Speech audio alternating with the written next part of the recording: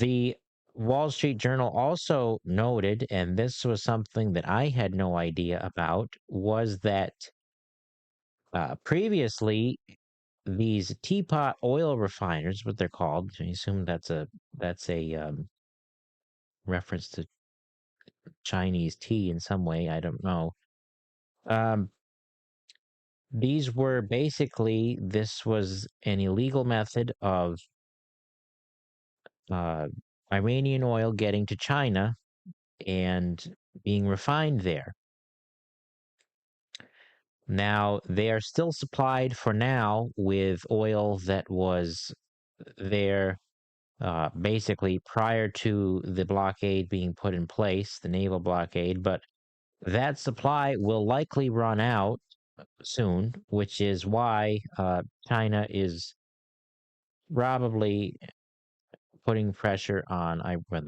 They have been putting pressure on Iran to negotiate or basically do something about the situation because they're going to lose their supply of oil. So the point being with all of that is that all of that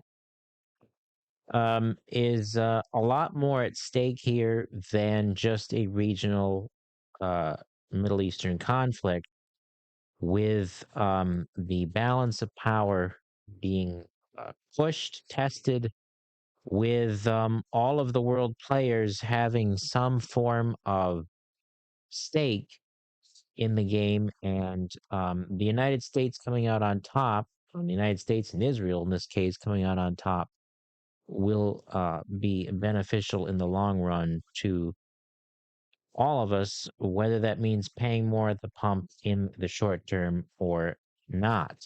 And the challenge is that the Iranians are very much aware that the president is under this pressure economically and politically to get the price of gas down by the midterms. Because as I've stated before, Americans do not like economic warfare. Um, we likely never have liked it, and that is something that is being tested that I'm sure the Chinese are taking very much note of.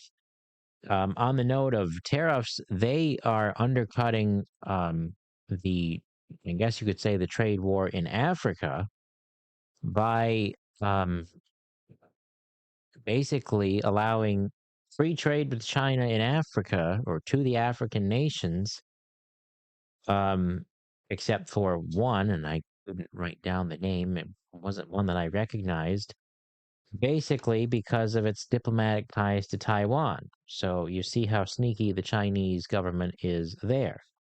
Um, you can't trust the Chinese government either. So I mentioned that because these are all adversaries of the United States. No matter what the bigger media outlets will tell you, there is far more at stake here than Israel dragged the U.S. into this war, or it's Trump's war, or all this other stupidity and nonsense that the left propagates, because that's quite frankly what it is.